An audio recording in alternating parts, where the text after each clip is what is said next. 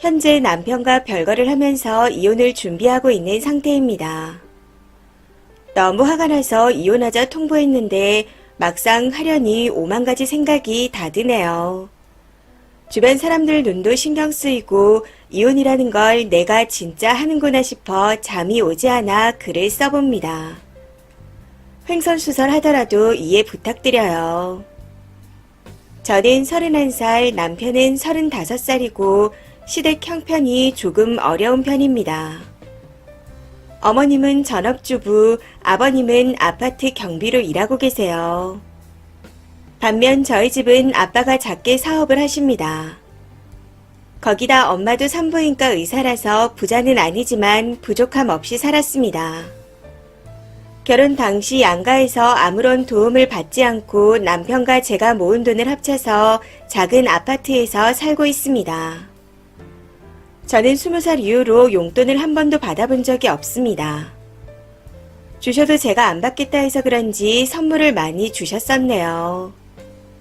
그래서 결혼 당시에도 부모님의 도움을 받지 않고 제 힘으로 하고 싶었습니다. 사실 저희 부부의 벌이가 그리 많은 건 아니에요. 아기도 가져해서 버는 돈의 70%는 저축을 하고 있고요. 그런데 어느 날 남편이 뜬금없이 차를 바꾸겠다 하는 겁니다. 그래서 돈이 어디 있어서 차를 바꾸냐 물었더니 조금씩 따로 모아둔 게 있다 하더라고요. 그런데 아무리 생각해도 따로 모을 만한 돈이 없는 겁니다. 아무래도 뭔가 이상해서 계속 추궁했더니 저희 아빠한테 땡땡이하고 여행을 자주 가고 싶은데 차가 작아서 불편합니다. 이제 아기도 가져야 되는데 큰 차가 필요할 것 같아요. 염치 없지만 아버님이 좀 도와주실 수 있으실까요? 하고 말씀드렸다는 겁니다. 그 말을 듣는데 너무 어이가 없어 아무 말도 안 나오더라고요. 그래서 한참을 남편을 쳐다보다 얼마 받았냐 물었더니 5천만 원을 받았다네요. 야, 이 정신 나간 놈아. 돈이 필요하면 니네 부모님한테 달라고 하지 왜 우리 부모님한테 달라 그래? 나도 돈 받아본 적 없는데 네가 뭐라고 우리 부모님한테 돈을 달라 그래. 너무 기가 차고 어이가 없어 말도 안 나온다. 머리 끝까지 화가 차올라서 자세히 기억은 안 나지만 대충 저런 식으로 혼자 다다다 따졌던 것 같습니다. 그랬더니 아니 그 돈들 돌아가실 때 싸들고 가실 거 아니잖아. 우리가 돈 나올 구멍이 어디 있어?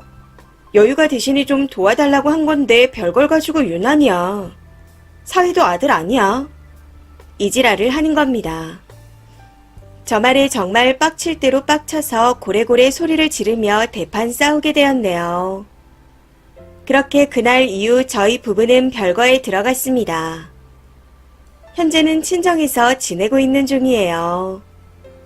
남편은 이제 와서 매일 찾아오며 울고 불고 비는데 제가 봤을 땐 저런 말을 한두 번 한 게 아닌 것 같습니다.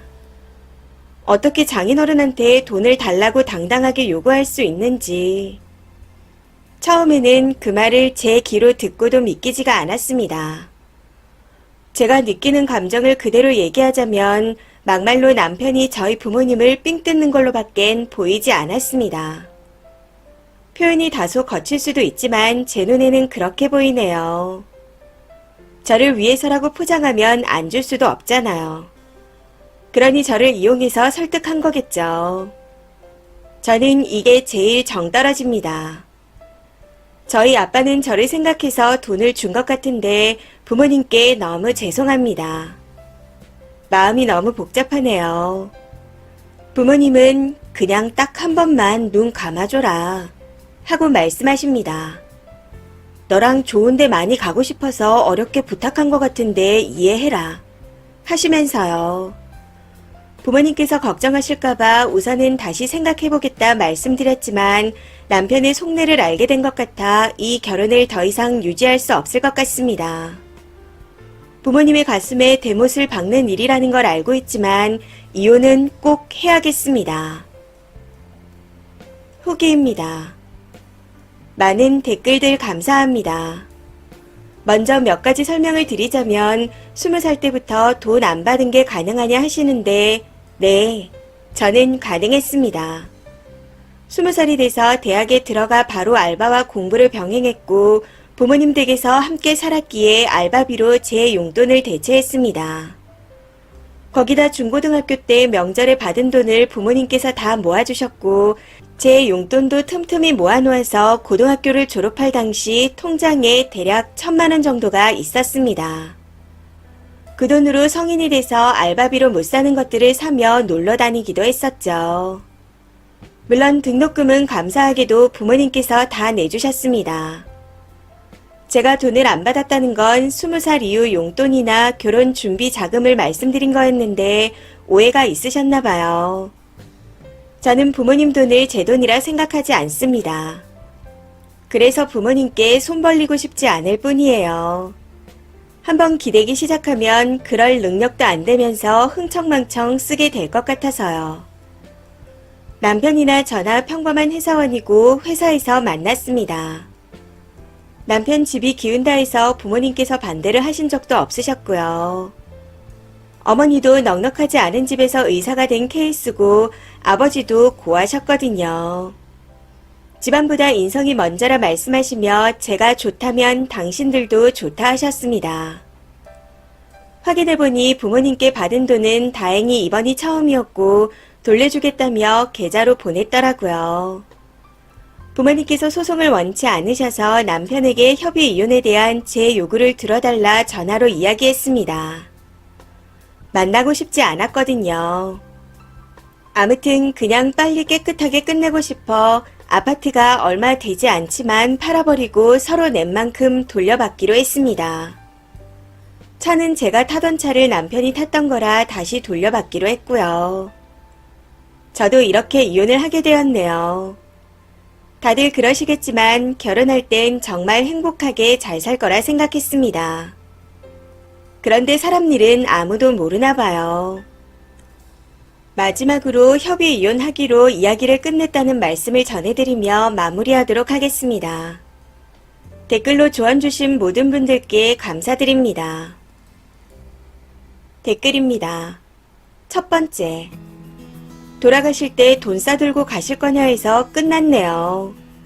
이 한마디 안에 모든 뜻이 다 들어있으니까요. 이혼 안 한다고 버텨서 소송까지 가면 많이 힘들었을 텐데 협의가 잘 된 것 같아 다행입니다. 두 번째. 제 전남편 같은 놈이 여기 또 있네요. 그대로 이혼 안 하고 넘어간다면 아버지 사업에 대해서도 입을 댈 겁니다. 저는 닭발에 맥주를 마시면서 본인이 슬슬 아버지 사업을 하겠다는 개소리를 하더라고요.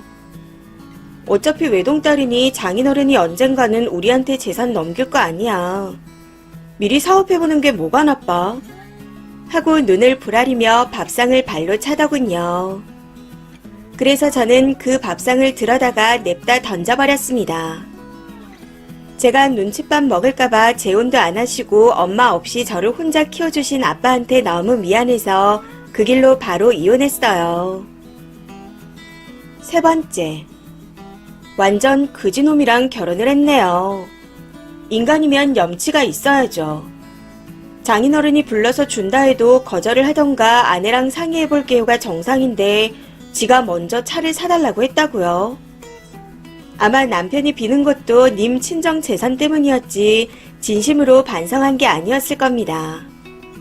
정말 반성할 인간이면 죽을 때 재산 싸들고 가시냐는 말 같은 건 못해요. 네 번째.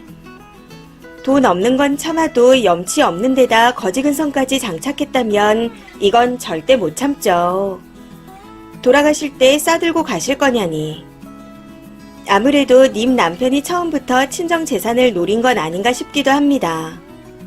만약 그대로 계속 살았더라면 친정 재산이 시댁으로 조금씩 넘어갔을 듯 하네요.